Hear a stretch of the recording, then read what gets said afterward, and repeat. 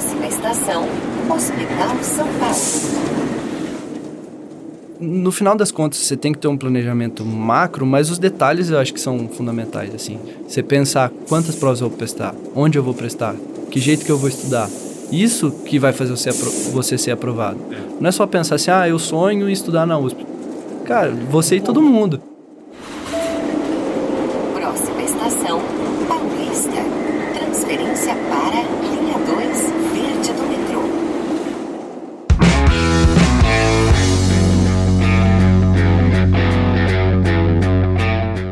Fala galera, aqui é o Alexandre Remor e esse é o Projeto R1 São Paulo. É isso, moçada, eu sou o Mikael Hamra e nós estamos aqui para ir pra cima. Para cima, de quem já tá lá em cima, de quem já chegou onde vocês querem chegar, meus parceiros e minhas parceiras, e hoje o papo é com ele, Xandão. É com o Pablo. O Pablo que vai mostrar para vocês o playbook da alta performance nos estudos. Você quer conferir? Esse episódio devia ser pago, de tão bom que ele tá. Mas a gente vai deixar essa de bandeja pra vocês. Então vambora, vamos conferir esse papo animal.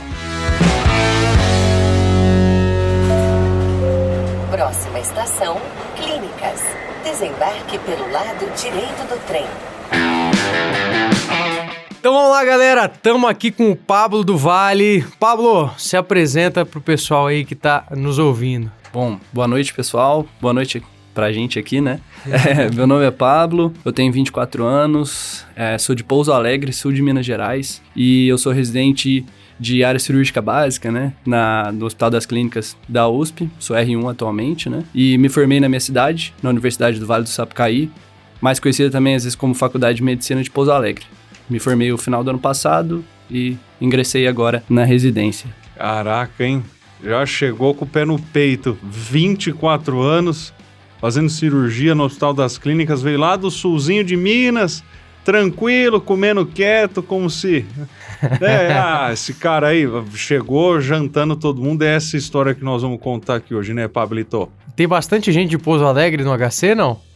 Que eu saiba, tem 2 pessoas atualmente. Eu e o meu amigo que mora comigo, que a gente divide apartamento. Ele faz clínica médica, eu faço cirurgia. A gente formou junto, passamos os 2 e agora a gente mora junto. Esse meu amigo, a gente se conhece desde, 6 anos de idade. A gente entrou na escola junto, no pré, formamos, passamos o vestibular na mesma faculdade, fizemos faculdade junto, passamos na mesma residência, agora a gente mora junto. Fantástico. E ele faz clínica, eu faço cirurgia. Agora ele tá saindo do plantão lá do INCOR e eu tô aqui. Caraca, que da hora, velho. Não, vocês são brothers, porra. Desde os 6 anos de idade, animal. Vamos descobrir se vocês estudaram junto pra passar na residência. Já você conta pra nós. Beleza. Legal demais. Assim, agora vocês dois estão lá. Tinha alguma tradição aí, Universidade de Pouso Alegre, em Minas, de vir pro HC, vir pra São Paulo? Sinceramente, não, não tem tanto essa tradição. Muitas pessoas acabam optando por ficar em Minas Gerais mesmo, eles prestam o PSU, né? Que é o processo unificado lá do estado. Sim. Algumas pessoas querem vir para São Paulo e acabam prestando, algumas às vezes não acabam não passando, e outras nem prestam mesmo assim. Então não tem tanto essa tradição, ao longo dos últimos anos eu não lembro de muitas pessoas que passaram, Pra falar a verdade, eu não me recordava de nenhuma, Você que abriu a porteira aí pra... eu e meu colega, a gente acabou entrando, acho que é muito cultural também, muita gente opta por ficar em Minas Gerais mesmo. Tem muitos serviços legais pra ficar em Belo Horizonte, propriamente... Pouso Alegre, propriamente dito, tem uma residência bem bacana em diversas áreas, então, não tem tanto essa tradição. Mas eu optei por vir pra cá e abrir essa porta e espero que mais pessoas passem a vir, ao longo dos próximos anos. Legal. Então você já imagina qual que vai ser minha primeira pergunta, né? Já que não é tradição, por que diabos você foi querer vir para São Paulo? Isso é uma história, bem antiga, na minha vida. Eu acredito, todo mundo deve ter uma história semelhante, que quem acaba ingressando no curso de medicina, normalmente na escola, acabava se destacando em termos de nota e etc. Pelo menos no final, próximo aos vestibulares. Não necessariamente durante a vida toda. Por ser um vestibular concorrido, tu acaba tendo que estudar bastante. E na época, eu tinha muita vontade de fazer uma universidade em grande centro. Prestei USP, Unifesp, Unesp, Unicamp, prestei tudo. E na época eu estudava bastante, em termos de volume, eu acredito que eu estudava tanto quanto ou mais do que eu estudei para passar na residência. Só que eu não sabia estudar. Não tinha maturidade, 17 anos. Eu acho que me faltou metodologia, adequada de estudo e me faltou psicológico. E quando acabou o período de vestibular, eu passei na minha cidade e não é demérito nenhum, é uma grande universidade, me deu uma formação incrível, mas eu não queria ter mais um ano desgastante igual eu tive no meu terceiro ano. Eu acho que eu não tinha cabeça. Eu acabei engordando, parei de fazer atividade física e etc. Então foi um ano meio que traumatizante mesmo pra mim. Aí eu acabei entrando na minha cidade e fiz a minha formação lá. Só que sempre ficou aquilo na minha cabeça. Cara, eu quero ir pra São Paulo. Eu tenho vontade de ir pra lá. Eu tenho vontade de entrar num grande centro. E isso fez com que quando eu chegasse no sexto ano da faculdade, eu repensasse o que eu fiz lá atrás, o porquê eu não tinha conseguido passar e aonde eu poderia melhorar meu desempenho, assim, pra vir pra cá, e felizmente deu certo, assim. Vivi algo muito semelhante a você, essa mesma sensação de, vestibular, eu fiz FAMECA, lá em Catanduva, você sabe. Fiz os vestibulares grandes aqui de São Paulo, não passei, me senti um merda, porque, cara, você não tá sabendo responder porque você não estudou. Cacete, você tem intelecto pra isso, né? Mas eu também, assim como você, não queria me expor de novo àquilo. E aí, entrei na faculdade já com esse mindset. Não, beleza. Na faculdade eu vou fazer aqui em casa mesmo, mas a residência no futuro eu vou querer dar passo pra frente. Vou querer ir pra uma grande lá de São Paulo. Entendo.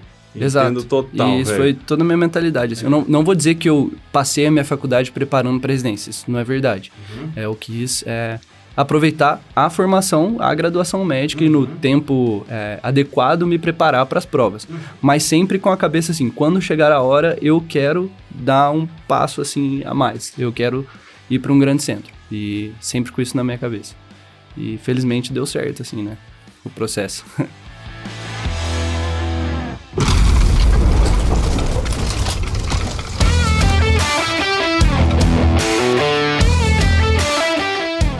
Vamos falar sobre esse processo já, mas antes de falar sobre o processo, eu quero perguntar se você, além de vir para São Paulo, de fazer instituição num grande centro, você sempre sonhou em ser um cirurgião de base, um cirurgião básico, como você tá agora. Você sempre quis cirurgia? Como é que foi? Não, nem sempre quis cirurgia. Na verdade, quando me perguntavam o que você quer, eu falava, eu não sei. Eu tentava extrair cada estágio como se eu fosse viver aquilo. Né? Então, quando eu passava em GO, eu me portava como se eu fosse fazer GO na minha vida. Na clínica médica, a mesma coisa. Com a maturidade ao longo do curso, eu fui tentando definir aquilo que se enquadrava mais comigo, assim. Eu fui definir mesmo no último ano da faculdade. Foi no sexto ano. Que eu passei na cirurgia e eu pensei... Muitas pessoas falam, você não tem cara de cirurgião, você tem um perfilzão mais de clínico e tal, o que eu acredito que é um pouco estereótipo essas coisas, né? Não acredito tanto nisso assim. Mas aí eu acabei pesando diversas coisas que me fizeram optar pela cirurgia, como a resolutividade, resolver o problema com a sua mão, você vê o resultado assim na sua frente, eu acho assim algo muito satisfatório, sabe? O clínico não resolve nada mesmo. Resolve, mas é diferente, cara. É a velha briga, né? Acho que vamos acabar por aqui esse episódio. Chega. Já deu. Valeu, um abraço. Fica pra próxima, é isso aí.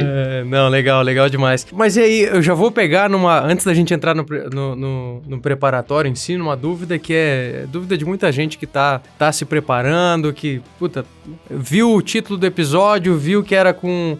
Quem é R1 de área cirúrgica básica já pensou, cara, por que o cara escolheu área cirúrgica básica e não escolheu cirurgia geral? Tá tendo, desde que se inventou essa entidade que é a área cirúrgica básica, gente que fica na dúvida, mas aí eu vou ser...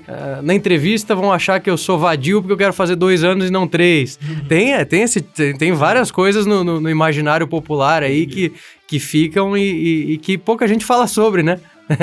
Assim, foi uma grandíssima polêmica, tanto o surgimento da área básica, e agora acredito que o Colégio Brasileiro de Cirurgiões se arrependeu, tanto que eles voltaram atrás e a área cirúrgica básica a partir do próximo ano não existe mais. A área cirúrgica básica é assim, na verdade, a formação como um cirurgião geral duram 3 anos, a nossa formação duram 2 anos. Sim. O R1 e o R2 é idêntico, o programa é o mesmo, a gente passa nos mesmos estágios, com a mesma carga horária, os mesmos preceptores, mesma coisa. Mesmas responsabilidades e serviço. O que muda é o R3 para eles, que é um pouco mais específico em termos de cirurgia do trauma, videolaparoscopia, algumas coisas mais específicas dentro da cirurgia geral. A minha formação como cirurgião básico é para me dar uma base para fazer a subespecialidade. Então tem as subespecialidades que são pré-requisitos, que a gente fala pré-requisito em área cirúrgica básica, né? Por exemplo, se eu quiser prestar urologia, cirurgia vascular, coloproctologia, por exemplo, eu faço a área cirúrgica básica e ela já me possibilita com que eu ingresse nessas subespecialidades, entendeu? Só que eu não saio com título de cirurgião. Isso é um problema. Eu saio com um certificado, vamos dizer assim. E agora ainda saiu uma portaria falando que esse certificado dura uns 5 anos. Então eu tenho 5 anos para passar na subespecialidade. Se eu não passei, perdi. Dá pra fazer a prova de título, se você quiser, de cirurgia geral. Pra falar a verdade, eu nem me aprofundei tanto nisso, porque não é a minha ideia a princípio, não é a minha ideia a princípio prestar essa prova de título.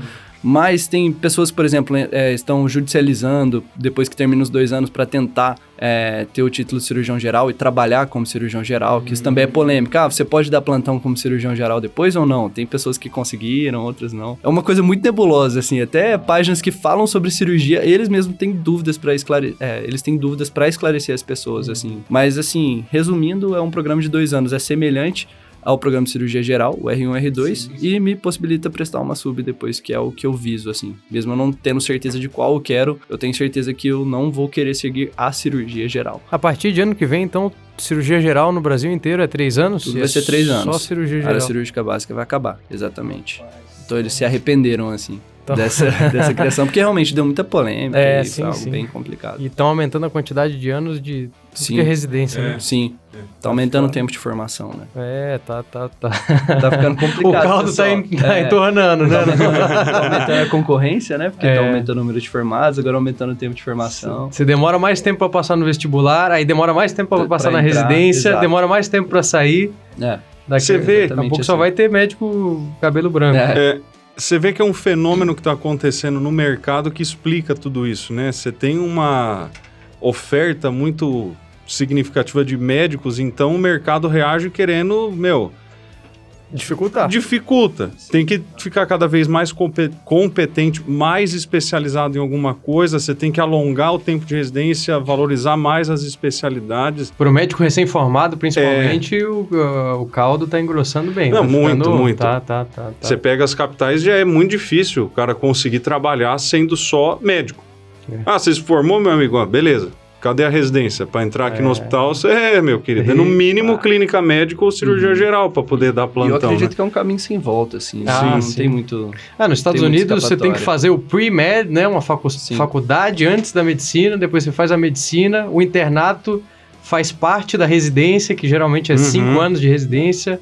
Então, e você não pode atuar sem ter a residência. Lá já é bem regulamentado nesse sentido. E o complicado é que, assim, apesar de estar aumentando a oferta de médicos, a concentração de médicos é muito grande em determinadas regiões. Total. Então isso que é complicado, né? Então, acho que... Todo mundo quer o bem bom só, né? Exatamente. Então, assim, as regiões periféricas, locais com status social um pouquinho mais prejudicado, regiões mais pobres, às vezes ainda não está chegando esse especialista. Sim, né? sim. Não tá chegando os recém-formados da mesma maneira. A máquina de formação tá... Então aqui em São Paulo tem essa dificuldade, mas na minha região, por exemplo, onde eu formei, tranquilíssimo você conseguir plantão, assim, na região. Não necessariamente na minha cidade, porque tem um hospital escola, formam bastante médicos, lá tem 2, 3 hospitais na cidade, mas nas cidades do entorno é bem tranquilo você conseguir plantão ainda, como médico generalista Claro. recém-formado. Então, eu acredito que país vai continuar assim. Exato. É mais difícil do que era 10, 15 anos atrás, que o pessoal literalmente escolhia um dia trabalhar. Claro. Hoje já não é tão assim. Você se formava e se esperava a ligação de alguém te oferecendo... Exato. Hoje não é tão assim, mas ainda, assim, se você quiser trabalhar, você vai ter oportunidade no interior. Claro. O pleno emprego ainda para médico, né? Não dá pra reclamar tanto assim, né? Não, comparado a outras profissões de que o recém-formado... Não, de forma alguma. A entrada é muito mais difícil no mercado. E de forma alguma também o cara tem que enxergar isso como um problema. Eu acho que o que nós estamos vivendo é uma salva de oportunidades. Você fala, beleza, nas capitais existe mesmo essa superlotação, está extremamente povoado de médicos, mas você não precisa só mencionar as periferias, por exemplo. Você tem outros estados do Brasil, Centro-Oeste, Norte e Nordeste, tem uma puta margem para implementação de novas especialidades nas regiões e o cara, fazer negócio, fazer o futuro dele ali, ele que começa... é ótimo para a população de lá, A população, todo mundo se beneficia, né? Então, a galera tem que parar mesmo com essa reclamação toda e... estão pagando mal, me arrependo de ter feito medicina. Se vira, procura a oportunidade, tá cheio, né? Vai atrás. Se tá difícil pra gente, imagina pras outras profissões. Pô, né? Sim, sim. Exato. Claro. Acho que eles têm que se colocar no Tem. lugar, né? Total, Pablo. Não, mas entramos a fundo aqui. Então, não, é bom, filosófico. É bom, cara. Não, é bom pra agregar aí pra quem tá nos ouvindo, né? Total. Acha que é só bobagem aqui, não tem. Coisa séria também.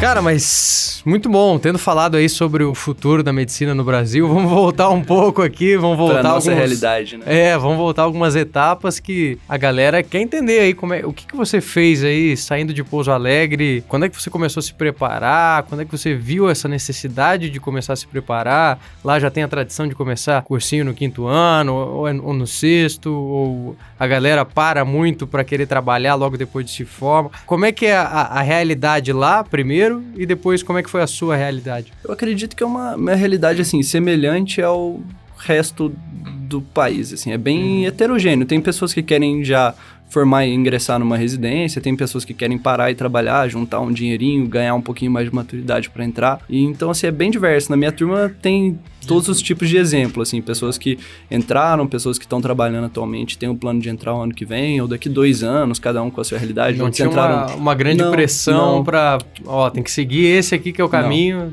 isso não tinha. Cada um seguiu o seu caminho, assim, e feliz, assim. E pessoas que entraram no exército, por exemplo, na minha cidade que a gente tem Forças Armadas, então acho que foram 3 da minha turma que acabaram entrando também nas Forças Armadas, então teve de tudo, assim. Em termos de quando se começa a preparação, também tem pessoas que optam por fazer o cursinho já a partir do 5º ano, tem outros que se preparam só a partir do 6º, que foi o meu caso. Eu comecei a me preparar em janeiro de 2020, né? Então, foi em janeiro de 2020 que eu comecei a fazer o cursinho, me preparar para as provas, porque, assim, tinha diversos contextos envolvidos, assim, tanto financeiramente, que, assim, por exemplo, familiarmente, a minha irmã tinha acabado de ingressar numa universidade, que era privada, que tinha uma mensalidade substancial, assim, e eu falei, não quero pedir, assim, mais recurso ainda para essa formação, vou esperar o ano que vem, eu me preparo. Além de que eu acredito, assim, que um ano bem feito, às vezes, vale mais a pena do que 2 anos sendo feito mais ou menos. Não quer dizer que não há pessoas que consigam manter essa constância por 2 anos. Obviamente que tem. Mas, diversos exemplos, assim, que eu busquei, às vezes no 5º ano faz mais ou menos, porque não tem o senso de urgência, né? A prova é só no final do 6º ano, então você começa a fazer um cursinho, no começo você começa no gás, estudando, chega no meio do ano, você já tá atrasando matéria, não tá fazendo exercício adequado, aí você entra no 6º ano já meio cansado e não consegue terminar, ou mesmo que você deu o gás no 6º ano, só que aquele 5º ano foi meio desperdício de dinheiro e de tempo, sabe? Tem pessoas que aproveitam, obviamente, esses 2 anos, mas eu optei assim, não, vou começar em janeiro, com alvo no final do ano. Sei que eu vou começar atrás do que muitas pessoas, mas eu prefiro fazer um ano muito bem feito, com alta intensidade, do que 2 anos talvez mais ou menos. Mas você tinha essa sensação assim de, eu tô começando atrasado, não criei minha base direito? Com certeza. Assim, em termos de prova, né? Em termos de conteúdo pra vida, os plantões, etc., eu acho que é um pouco homogêneo, assim, né? Eu estudava as matérias que eu tinha na minha faculdade, durante os plantões eu me esforçava, mas é diferente você ser um bom médico de você saber fazer prova. É completamente diferente, assim. Eu até gravei a live dos aprovados com o João e eu dei o exemplo da primeira prova que eu fiz, que foi uma prova do Sul São Paulo, acho que foi de 2018, que eu acertei, acho que 43%, 44%, um negócio assim. E esse meu amigo que passou na clínica, ele começou a fazer no 5º ano o cursinho, sabe? E ele já tirou mais que eu, assim, não, sei lá, acho que tirou 60 e poucos %, vai? Sim. Eu falei, realmente, eu cara... tô atrás, vou precisar correr. A minha competição, obviamente, não era com ele, a gente era amigo, né? Meu intuito era passar junto com ele. Claro. Mas já deu pra ter um parâmetro, assim, o pessoal tá um pouquinho na frente, eu vou ter que dar esse catch-up, assim, vou ter que alcançar e, quem sabe, no final do ano, passar quem são meus concorrentes, assim, né? Legal.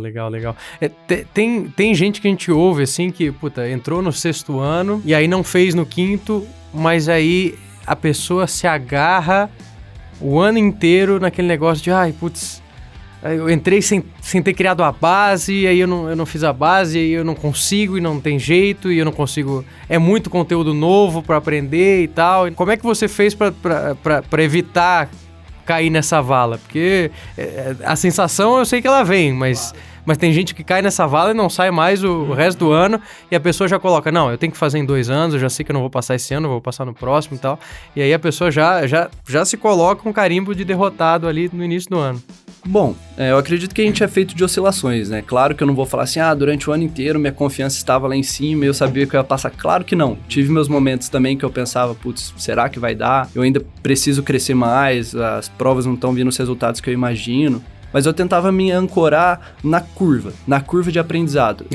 No crescimento. Eu olhava, eu comecei com 43%, a próxima prova eu acertei 48%. Pô, cresci 5%. Legal. E isso semanalmente. Então, eu tentava me estimular a curto prazo. Porque eu acredito assim, para diversas coisas. Por exemplo, quando eu era atleta na faculdade, eu gostava de jogar basquete, por exemplo. A gente tinha um intermédio no final do ano. Pô, você treina um ano inteiro, 2 vezes por semana, 3 vezes por semana, focado em outubro. Você precisa criar estímulos a curto prazo para que você mantenha no percurso se recompensando, né? Então, por exemplo, na nossa atlética tinha o Treme, que é o torneio regional, que era mais no começo do ano. Então, eu começava o começo da preparação, eu focava nesse torneio agora. Claro. Né? Então, e semanalmente, ia ter os amistosos, eu me preparava para o amistoso. Então, eu tentava ter essa mentalidade, a mentalidade semanal. Não, então essa semana eu tenho esse objetivo de crescer nessas matérias. Chegava na sexta-feira, eu via que eu tinha cumprido meu cronograma, sensação de dever cumprido. Chegava no mês, eu fazia um balanço. Nossa, será que eu cresci esse mês? Como que foi? E isso eu tinha tudo metrificado, assim, eu estabelecia todas essas métricas para saber aonde que eu tinha que melhorar, onde que eu tinha que piorar. E claro, adaptando... Onde é que tinha que piorar? De piorar, não, aí obviamente que não, né? Mas onde que eu tinha que melhorar e onde eu estava ruim, né? Sim. E então eu tentava me ancorar nessas coisas, em recompensas a curto, médio prazo, para não ficar pensando só lá na frente. Que realmente é um gatilho pra ansiedade. Você tá lá em abril acertando 50%. Parece que não vai chegar nunca. Você fala, meu Deus, eu tenho que crescer 30% aqui na prova, eu tenho que dobrar meu desempenho. Se você ficar pensando assim, é bem fácil de você cair nessa espiral, assim, de... Negativa, né? Negativa, exato. É uma coisa que você já tinha pra vida, que você passou pra prova, que é, puta... Eu tenho isso, inclusive, é uma metodologia de gestão de projetos... Que faz total sentido. Você pega um negócio que é muito grande, fragmenta. Tipo, pessoas... Até você vai pegar livros de produtividade, assim, puta...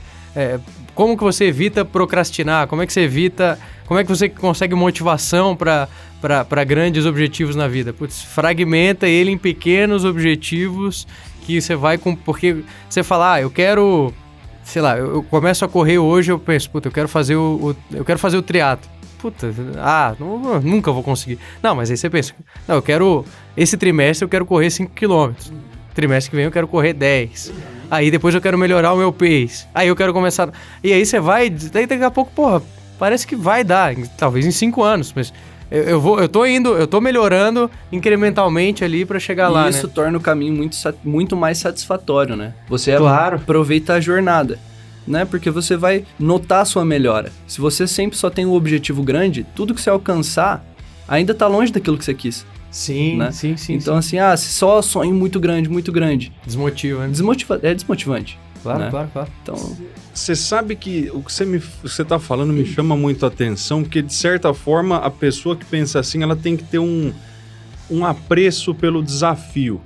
O que eu quero dizer, né? Pegando o que o Alexandre falou, que você falou. Você colocou provas ali ao longo do seu ano de estudos e você ia se automotivando. Você ia se motivando com os resultados que você ia tendo. O que o Alexandre falou agora, da pessoa quebrar grandes projetos em entregáveis menores, né? Você fragmenta. Mas, cara, é impressionante como as pessoas têm medo das próprias metas que setam. Tipo, você começou o ano com 40 e tantos % de desempenho. Tem gente que fica com medo de assumir que no próximo mês ela tem que perseguir os 50%. Aí, se eu não conseguir, em vez dela ver isso como uma ferramenta de motivação, ela vê como um desafio amedrontador que congela ela. Paralisador. E eu acho que é um desafio muito grande, parece uma bobeira, mas estabelecer uma meta não é fácil.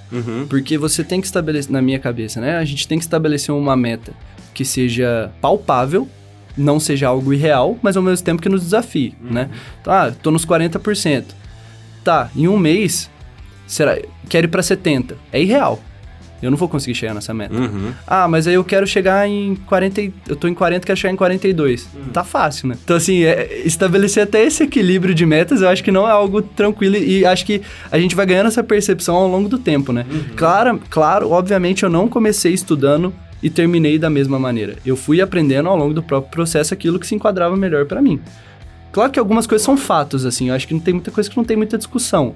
Mas outras, acho que são aplicáveis à rotina de cada um, inclusive essas metas. Uhum. E eu aproveitei, por exemplo, o fato que o ano passado tive muito EAD, tive muitos empecilhos em termos de prática médica, que isso vai fazer falta, eu acho, para nossa geração, principalmente no começo da residência, né? Que diversas escolas ficaram um tempo parado e vai ter uma defasagem prática, tem uma defasagem prática, comparada a anos anteriores. Mas aí eu pensei, pô, eu tô perdendo aqui, eu tenho que ganhar em algum lugar. Então vou aproveitar para estudar. Claro, não vou ficar parado. Esse é o mindset, Então, né? isso que eu trouxe pra mim. Tá, não tô conseguindo ficar dentro do hospital e aprender todos os tipos de procedimentos que talvez eu teria que sair saber fazendo e tal. Mas aí eu vou fazer o quê? Ficar reclamando? Não, então eu vou passar na residência e lá eu tento, aprendo, né? Eu chego.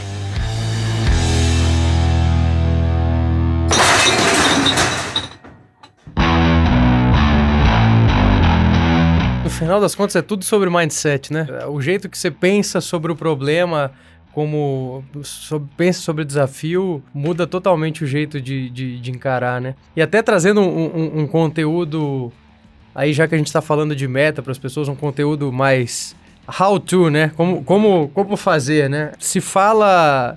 Na área médica é mais difícil você ver isso, mas você consegue, em vários lugares, quando você vai se falar sobre metas, as pessoas colocam, puta, qual que é o melhor jeito de traçar metas? Ele tem um mnemônico que chama metas SMART, que é exatamente o que você falou. Que, cara, é exatamente o que você falou. Meta SMART quer dizer, S de específico, M de mensurável, A de atingível, R de relevante e T de temporizável. Ou seja, você tem que ter uma meta específica. A meta específica é o quê? Puta, é a nota no simulado, a nota na prova antiga. Mensurável, você tem que medir, né, o resultado. Você tem que ter dado. O A é de atingível, tem que ser realista. Não dá pra você colocar uma meta que você sabe que não vai conseguir bater porque só vai te desmotivar. E, ao mesmo tempo, também ela tem que ser relevante, porque se aumentar 2%, não é relevante. Faz a mesma prova 10 vezes, você vai ter 2%. Você vai ter 2%. E temporizável é do tipo, puta, a meta é de um mês, de uma semana. Você descreveu Sem saber se vira mão. Exato. Você descreveu as metas SMART, que é o melhor framework, assim, de saber escrever uma meta e já tô passando isso aqui pra galera que tá ouvindo, já sai desse podcast e desenha suas metas de estudo pra semana, pro mês, que isso vai te ajudar pra cacete. Todo domingo, normalmente era domingo que eu fazia isso. Eu tinha um programa que eu baixei, que eu criei uma planilha e eu colocava lá segunda, terça, quarta, quinta e sexta. O que eu ia fazer na segunda, na terça, na quarta, na quinta e na sexta. Aí ao longo da semana, claro, eu ia adaptando, né? Surgiu um empecilho. A gente não pode ter uma rotina extremamente enrijecida também, porque a gente tem vida também, né? Tem a faculdade, às vezes surge alguma outra coisa no meio, algum empecilho, então não pode ser extremamente rígido. Mas uma coisa que eu acho que é muito interessante também falar em termos de produtividade, eu não determinava as minhas ações pelo tempo. Então eu não falava assim, eu tenho que estudar hoje das 7 da manhã às 9. Eu tenho que estudar... E depois eu tenho que cortar cabelo e ir na faculdade... Não. Eu estabelecia por ações. Então eu ia encaixando aquele número de coisas que eu tinha que fazer ao longo do meu dia. Então acho que isso torna muito mais flexível aquilo que você vai fazer, né? Então até questão de ansiedade... eu tinha que estar estudando 7 horas da manhã. Mas surgiu um problema que...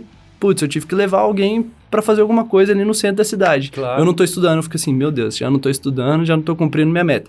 Agora, se você tem assim, eu tenho que fazer 20 exercícios de preventiva, tenho que fazer 15 de GO, tenho que fazer mais 20 de clínica e tal. Tá, não consegui fazer as 7? Tá bom, eu tenho o resto do dia pra fazer. A hora que enquadrar, eu faço.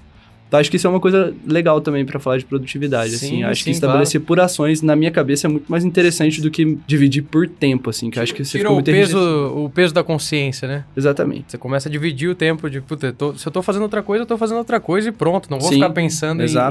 Você tem que elencar prioridades, assim, né, ao longo do seu dia, porque senão você perde esse senso, né? Sim, total. O cara vem dando uma lição aí de boas práticas de gestão, né? Gestão do tempo, Total. Gestão da agenda, Total. Mas continua encantando a gente. Não, Você falou aí da semana, e aí, no domingo seguinte ao planejamento prévio, como é que era? O que você fazia? O que eu tinha, assim? Eu tinha uma planilha no Excel que eu metrificava meu percentual de acertos de cada tema. E isso tinha desde o micro até o macro, assim, né? Então, por exemplo, dentro de GO, dar um exemplo assim, trabalho de parto, por exemplo. Eu tinha quantos % de questões eu estava acertando dentro de trabalho de parto. E eu tinha isso no macro também, quantos % eu tô acertando de GO. Então isso eu chegava ao final da semana, ou ao longo da semana eu ia observando aonde que estavam mais as minhas falhas, onde estavam meus menores percentuais de acerto. Normalmente eu colocava um corte 80%, então aquilo que estava abaixo de 80% eu deixava em vermelho naquela planilha. Eu falava, isso aqui eu tenho que estudar mais. Aí chegava na outra semana, eu encurtava o tempo de revisão entre aquele assunto. Agora, sei lá, eu tô fazendo um exercício de icterícia, síndromes ictéricas aí. Tava acertando tudo. 90%, 100%. Não tem por que eu ficar revisando isso toda semana. Então eu vou bater onde aquilo... Então eu baseava esse meu cronograma em função do meu desempenho. Onde eu tava melhor, onde eu tava pior. E aliava aquilo com o que cai onde eu vou prestar. Não adianta nada eu saber, sei lá, febre tifoide. Tudo de febre tifoide. Sim. E eu quero entrar na USP porque eu sei que vai cair uma questão de eletro e alguma arritmia vai ter na parte de clínica. Então, assim... E não vai ter de febre tifoide. E não vai ter, provavelmente não vai ter de febre tifoide. E se eu errar, muita gente vai errar também. Só que se eu errar uma questão de manejo de FA, muita gente vai passar na minha frente. Então, assim, eu tentava juntar essas variáveis, assim. O que é relevante, o que eu tô acertando mais, etc. Eu gastei bastante tempo, assim, pra chegar nessa fórmula que desse certo. Foi, assim, recompensador que eu vi que deu certo, né?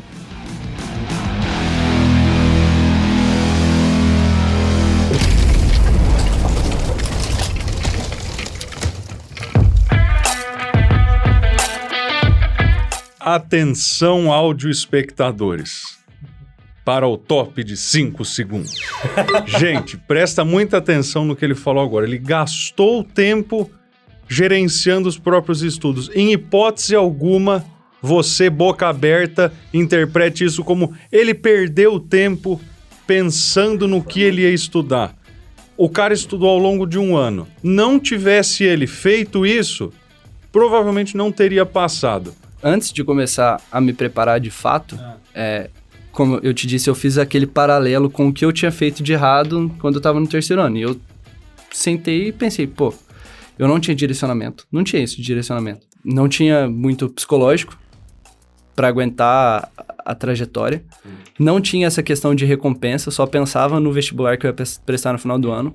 Então, foi horrível o processo pra mim, porque tudo eu achava que eu tava longe de onde que eu tinha que chegar. Então, eu peguei tudo aquilo e falei, não, eu tenho que fazer diferente. Não adianta nada, eu repeti aquela fórmula que deu errado. Então, antes de começar em janeiro a prestar a prova, na verdade foi simultâneo, assim, porque em janeiro ainda tem pouquinha matéria, você tá começando a sua trajetória, então, paralelamente, eu pegava fontes de vídeos e pessoas que muitas vezes nem era da área médica. Por exemplo, tinha um cara, acho que ele chama Fernando Mesquita, se não me engano. Ele é um cara que presta concurso público na área jurídica. E ele também fala sobre estudo. Cara, eu fiquei assistindo o vídeo dele, assim, dele falando de estratégia de estudo. O paralelo é o mesmo, né? Exato. E você aplica isso na nossa fórmula, assim, de prestar a prova de residência, é muito aplicável, assim, né? Então, eu gastei meu tempo, igual assim, eu ganhei meu tempo durante umas 3 semanas criando uma maneira com que eu ia estudar. Uma estratégia. Aí, ao longo do ano, igual eu disse, eu ia podando, não, isso aqui não tá fazendo tanto sentido pra mim. Isso aqui tá sendo um pouco desnecessário. Então, vou mudar um pouquinho. Então, eu tentei fazer isso, assim, porque não adianta a gente querer inventar a roda. Se eu quero chegar em algum lugar, eu tenho que pegar exemplos de pessoas que chegaram lá, né? Não adianta nada eu falar assim, deixa eu inventar a minha fórmulas de estudo. Tá, legal, pode ser que você consiga, mas você vai demorar bastante pra fazer isso, provavelmente, e você abre muita margem pra erro. Se você pegar o que as pessoas fazem, os pontos em comum de todas essas pessoas, o que elas conseguiram atingir e trazer pra você, eu acho que é muito mais inteligente. Então, eu pegava esses exemplos positivos, assim. Eu pegava fugiu o nome agora, que vocês disponibilizam de graça também, os guias de estudo, assim, os 10 pontos que vocês estão falhando nos estudos, claro. Os 9 temas... bloqueios. Exato, os bloqueios, eu peguei isso pra ler também. Na época eu não fazia o curso de vocês, que eu fui fazer o intensivo no final do ano, mas eu já extraí da fonte, assim, deixa eu pegar o que esses caras estão falando aqui, também aplicava bloqueio do especialista, etc. Legal. E tal. Então eu pegava diversas fontes, assim, pra colocar pra mim. Olha que interessante, o Pablo, ele descreveu a razão de ser desse podcast aqui, que é, mostrar às pessoas que chegaram onde você quer chegar, para que você não reinvente a roda, você ouça o que elas estão falando, para que você chegue lá também. Basicamente a razão de ser desse podcast é trazer isso para as pessoas. Exato. É muito bom que você já teve esse insight lá atrás e... Sim, o ano passado eu assisti uma live até acho que foi com o João até. Com alguém que tinha passado, eu não lembro nem especificamente qual a área que ela tinha passado no HC também. E ela falou várias coisas que me motivaram e como não prestar tanta atenção só no valor absoluto das questões que você está acertando, ter uma visão mais macro.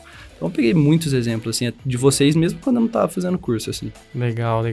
Porra, animal. Seguramente alguém tá escutando isso aqui, tá pensando o mesmo a seu respeito. Tomara. E um dia vai vir contar aqui pra gente. Não, eu lembro de um podcast que eu vi, um cara da área básica lá de cirurgia, nunca vou esquecer. Cara... Sabe que teve lives que a gente fez e aí a gente fez o curso presencial aqui ano passado. Falou, cara, eu só tô aqui no curso presencial porque eu vi a live desse cara e tal, e ele me motivou muito a estudar. Quando eu fiz a live com o João, eu fiquei bem feliz, assim, que eu recebi vários feedbacks positivos, assim.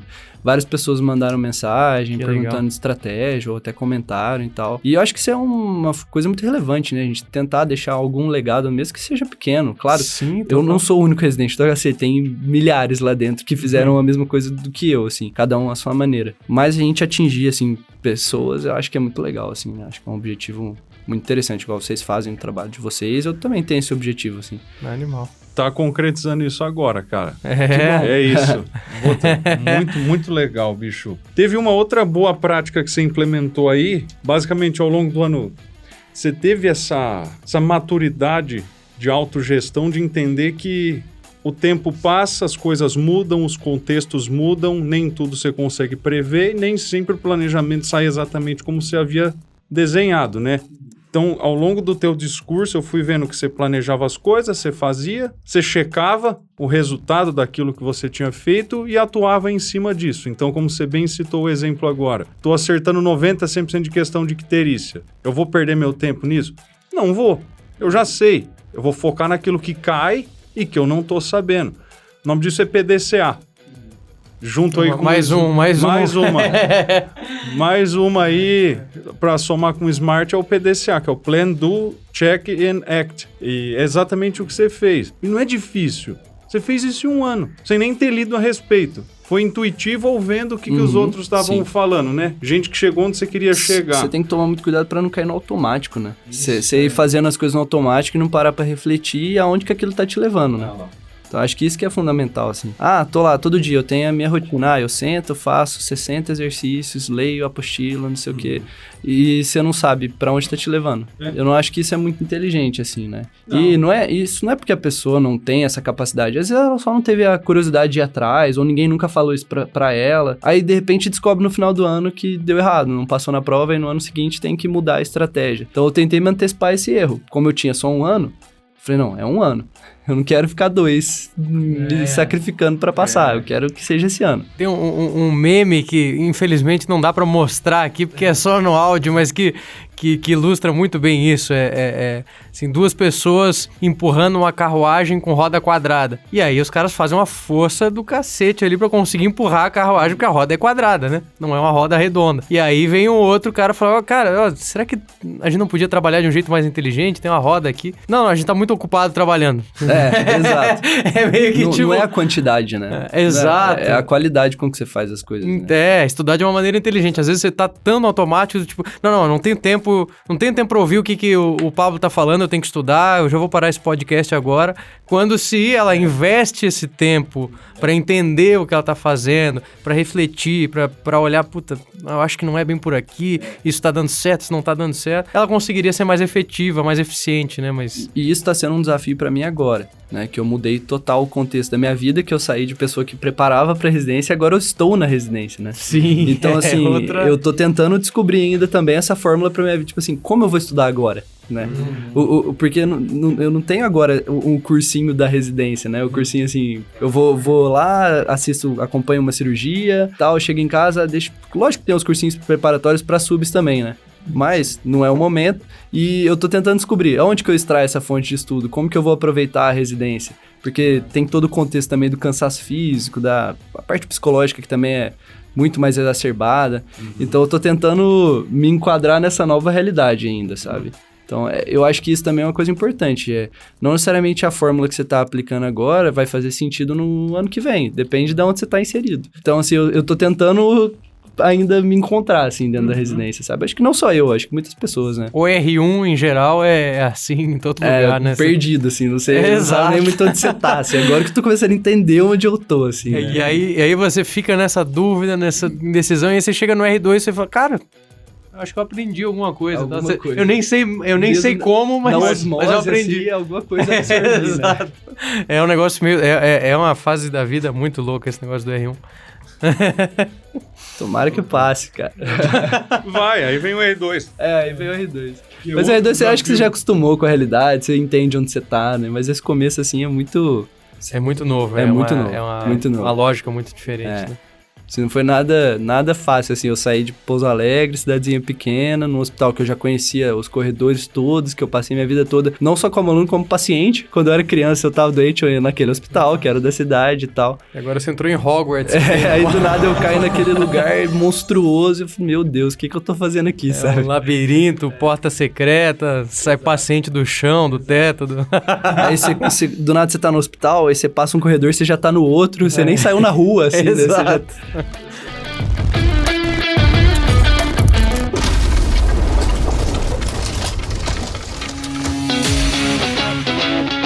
Vou fazer um último comentário e depois eu quero fazer uma pergunta. Só para fechar essa outra imersão filosófica que a gente fez aqui sobre, a vida como um todo, passo para frente, como que você revisita seus planos, como que você se cuida. Você vê que é muito difícil, você tocou no âmbito aí do psicológico, dá até para entender porque que as pessoas não olham para dentro de si e não fazem essa autocrítica. E elas optam por ficar no automático. Elas já estão com tanta pressão, vou me formar, ou tenho que trabalhar, tenho que ganhar dinheiro, tenho que passar na residência, é pressão de todos os lados que se elas permitirem que o juiz mais importante, né, que somos nós mesmos, né, nossa própria consciência, se elas mesmas ficarem se criticando, o que você tá fazendo tá errado, o que você tá fazendo não tá dando certo, a pessoa não aguenta. É muito comum, né? Ela quer evitar a própria autocrítica porque não aguenta isso, e aí acaba tendo que apanhar muito, por muito tempo, até se tocar de que, realmente, eu não sei o que eu tô fazendo, eu preciso de ajuda. Isso é muito comum a gente escutar na mentoria. Aí a crítica, normalmente, se não vem de você, vai vir de algum lugar, em algum momento. E normalmente é pior. Porra! Quando a crítica vem do ambiente externo, costuma ser pior. Com certeza. A crítica às vezes vem na nota da prova de residência. Exatamente. Alguém te mostra que você estava errado. Exato. Vem de um ano de estudos perdido, que você fez tudo errado, mais um ano atrasado. Aí, o preço é altíssimo para se pagar, né? Sem dúvida. Não vale a pena. Mas, velho, você tá na USP agora. Você fez toda essa jornada, a gente conversou bastante a respeito. Você prestou quais outras provas? Olha, eu prestei Unifesp, Unicamp, IANSP, e Einstein e a USP. Prestei essas 5. Essas 5. E ao longo do ano de preparação, você focou em fazer as provas antigas de todas elas? Ou sim. Como é que foi? Eu elenquei a minha prioridade, que era a USP, era o HC, e as outras eu ia em paralelo. Porque eu acho que, assim, você pode até falar, não, eu só faço aqui. Eu só faço, isso é um direito seu. Mas eu acho que você perde total a margem de erro, né? Se você acorda mal aquele dia, já era. Você perdeu o ano inteiro. E, ao mesmo tempo, se você escolher muitas provas, dar tiro para todo lado, você também não tem direcionamento de estudo. Então, acho que encontrar um número ideal de instituições, assim, que você consiga direcionar, na minha cabeça é o que é mais inteligente. Para mim, 5 foi um número bom. Eu tinha o meu top 3. Meu top 3 era a USP, a Unicamp e a Unifesp, né? As outras, o Einstein e o IANSP, eram instituições que, se eu passasse, eu também iria. Então, por isso eu prestei. Esse número era o ideal, assim, para mim. Então, eu me preparei mais focando para a USP, para Unicamp e para Unifesp, e foi normalmente onde eu tive os melhores desempenhos, né? Porque foi para onde eu mais foquei. Então, assim, às vezes, a concorrência é até maior, a prova é mais difícil, mas como eu direcionei, eu acabei passando melhor lá do que, por exemplo, no IANSP, que às vezes eu passei na segunda lista. Então, acho que isso é importante também, porque prestar só onde você vai entrar, não faz sentido você sair dando tiro para todo lado. Sim, né? sim. Você vai ficar na dúvida, por exemplo, você passa só em algum lugar que você depois vai ficar na dúvida se você vai assumir ou não. Porra, não Às vezes você deveria nem ter assume feito. sem querer, né? Aí você acaba sendo mais fácil você desistir ao longo do caminho. Eu acho que de 3 a... se eu fosse aconselhar alguém, eu aconselharia de 3 a 5 instituições, assim, pra você prestar uma prova. Acho que é o ideal. E as pessoas que escolhem 10, 12... Chega no final... Às vezes tem gente que... Eu vou reformular. Tem gente que pega e o ano inteiro fica... Não, eu quero 5. Beleza. Chega em agosto, setembro... Ela começa a fazer prova antiga, fica ali nos 68, 72, ela, não vai dar. A margem de erro, ela tá muito alta, vou prestar mais provas que assim eu tenho uma chance maior de passar esse ano. E aí a pessoa começa a tirar pra tudo quanto é lado, começa a fazer 10, 12 provas, todo final de semana ela tem 2, 3 provas. Eu acho que você compromete seu preparo, né?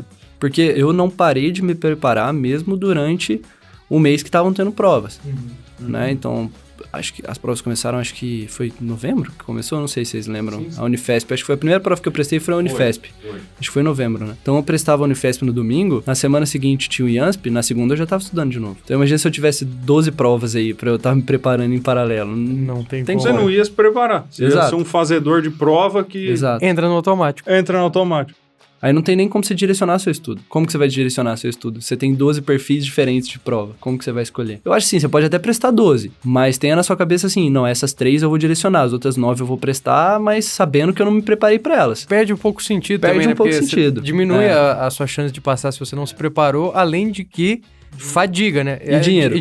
Dinheiro. Que as provas não são nem um pouco baratas, né? Principalmente você tem que ficar viajando ainda pra fazer. Nossa. Não é o custo só da inscrição, né? Exato. Toda semana, basicamente, eu tinha um custo de hotel, de gasolina, de tempo. Sim. Né? É um dia perdido que você faz pra fazer a prova, depois mais um pra ver a nota. Se você foi mal, é mais o efeito psicológico de ter ido mal. É porque você começa a fazer tudo que é prova. Aí você se preparou pra USP, Unicamp e Unifesp. Aí você fez a do Sul São Paulo. Ah, não, Sul São Paulo tem mais vagas, é mais fácil, teoricamente, de passar, entre aspas. Não é bem assim, né? Mas aí você vai muito pior na do Sul São Paulo porque você não se preparou. Aí você, mas já era mais fácil, eu fui muito pior. Eu sou realmente então, eu não sirvo pra nada. Como que eu vou prestar USP se eu não fui bem no Sul São Paulo? Só que às vezes não tem nada a ver uma coisa com a outra. Não tem nada a ver, mas você entra nessa espiral negativa. Exato. Você vai minando a sua confiança, né? Acho que essa questão de escolher onde você vai prestar é fundamental, assim.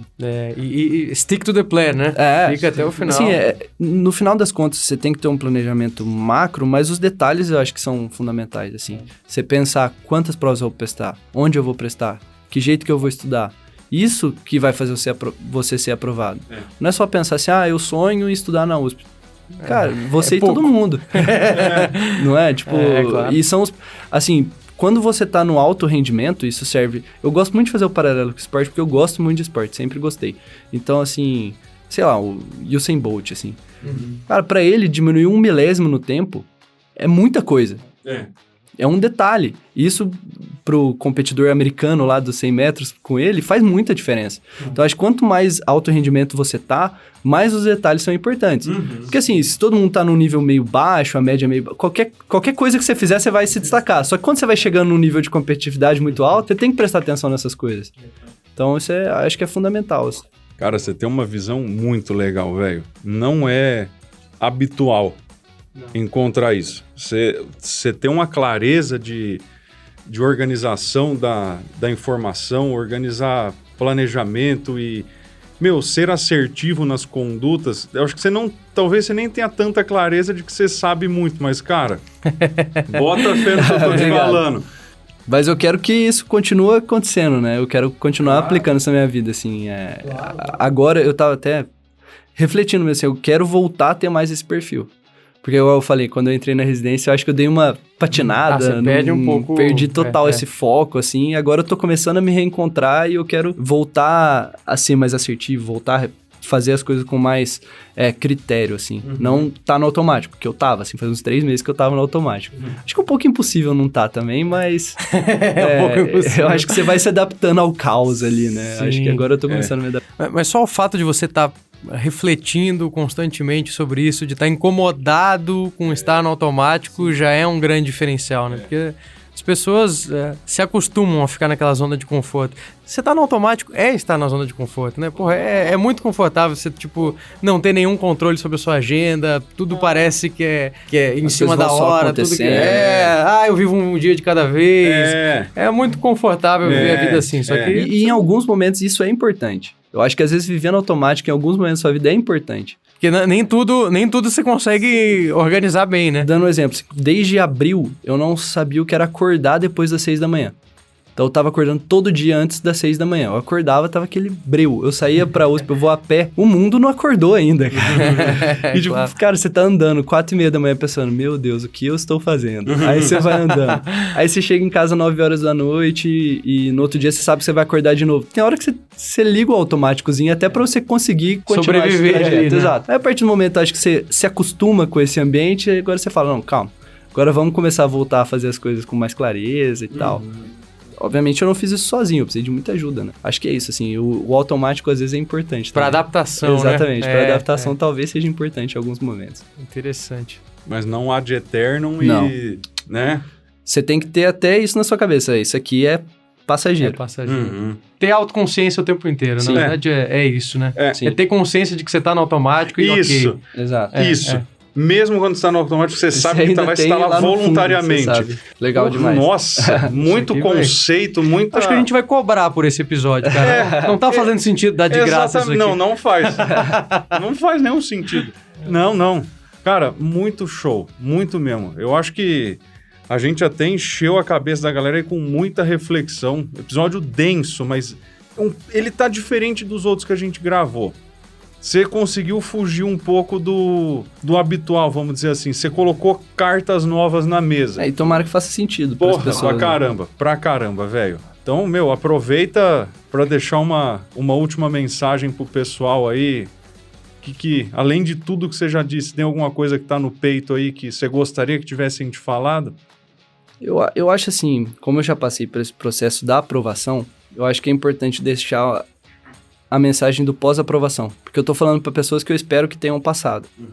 Que passem, né? No final do ano. Se prepare pro pós-aprovação. Porque o dia que eu vi que eu tinha passado, é uma sensação que vocês devem lembrar, assim, que me marcou. Eu lembro de eu abrindo a lista, assim, do Diário Oficial da União. Na verdade, o que mais marcou foi quando eu passei na primeira fase, inclusive. Eu descendo a lista, aí chegou lá a área cirúrgica básica. Aí eu fui descendo a lista, eu não achava meu nome. Aí eu falei, meu Deus. Aí eu subi, eu tava lá em cima, eu falei, meu Deus, eu não acredito que eu tô aqui. Eu saí gritando na minha casa e tal. Então, assim, você sai de uma sensação de satisfação com você mesmo muito grande. E, de repente, 1º de março, você cai num lugar que todo mundo teve essa mesma satisfação e do nada muda a chave. Você não é mais especial. Você não é mais especial, cara. Então, assim, acho que essa pós-aprovação é muito legal. Tenha na sua cabeça, você vai passar, você vai aproveitar, desfrute, mas prepare para o que vai vir depois também. Ter esse psicológico para se manter. Porque tem muitas pessoas que não se adaptam a isso e acabam desistindo. Por N razões, N motivos. Então, se você não se preparar, é mais fácil isso acontecer. Eu não sei, talvez eu esteja me adiantando um pouco. Não. Mas eu acho que é importante refletir sobre isso. Que isso foi algo que eu não fiz. E eu deveria ter feito um pouco mais. Felizmente, eu ainda sigo no caminho. Né? Teve seus percalços, mas sigo no caminho. Mas eu acho bom alguém alertar antes. E onde é que a galera te encontra, Pablo? Pra tirar dúvida, pra perguntar sobre essa... Eu acho que no Instagram hoje é uma maneira mais fácil, assim, né? Qual que é o seu Instagram? É Pablo Vieira. Só que tem 2 As no final, então é Pablo Vieira. Maravilha. Beleza? Então tá bom. Valeu demais, Pablo. Show de bola. Obrigado, gente. Obrigado. Espero que vocês gostem. Meu velho. É nóis.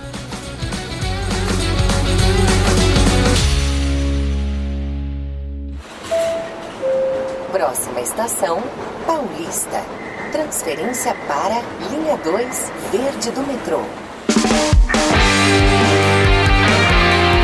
Bom, meus queridos áudio espectadores, deu para perceber que o cara manja de fato o que a gente prometeu lá no começo se cumpriu, né?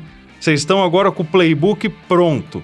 Ouve esse episódio quantas vezes forem necessárias. O cara detalhou toda a metodologia, as melhores práticas que vocês têm que implementar na gestão do estudo de vocês, moçada. É isso, é assim que você ganha tempo, é assim que você consegue estudar em 1 ano, em 6 meses, em 3 meses, seja lá quanto tempo for. E olha só, uma outra coisa que o Pablo trouxe que não é comum da gente ouvir, ele colocou na mesa dessa vez, que é o pós, né? É o pensamento sempre lá na frente. Vocês já ouviram outros médicos residentes entrevistados aqui falando para vocês, você não pode ir para a prova teórica e só depois pensar em prova prática, você já tem que estar além. Você já tem que considerar que você passou na teórica e foi para a prática, e o Pablo trouxe hoje para a gente, vocês têm que pensar que vocês já foram aprovados. E o próximo passo é, cara, como vai ser a minha vida após a aprovação? Já sente esse gostinho, respira como se você já fosse residente. É isso. Na vida, moçada, as nossas ações, elas sempre vão nos levar para onde a gente acredita que a gente consegue chegar. Você tem que estar sempre olhando para frente, nunca para o pé. Você não anda na rua olhando os seus pés, para onde eles estão. Não, você olha para frente, você olha para onde você quer chegar. Nos estudos é a mesma coisa, no êxito da vida é a mesma coisa. Beleza? Ficou claro? Você vai compartilhar esse podcast com as pessoas, porque, meu amigo, chega a ser criminoso. É uma pena que eu ainda não consigo rastrear se você mandou esse podcast para as pessoas ou não, mas o dia que eu conseguir, se você não compartilhar, eu vou na tua casa e te forçar a clicar no botãozinho de enviar isso aqui para os seus amigos, para suas amigas. Certo? Fica dado o comando, tô esperando, queremos feedbacks, procurem o Pablo, tá lá, @PabloVieiraA, tem 2 As no final, igual a pilha Duracell. Beleza? Fechou? Então tá bom, Xandão, deixa um abraço pra moçada aí. Aquele abraço, galera, aquele abraço caloroso.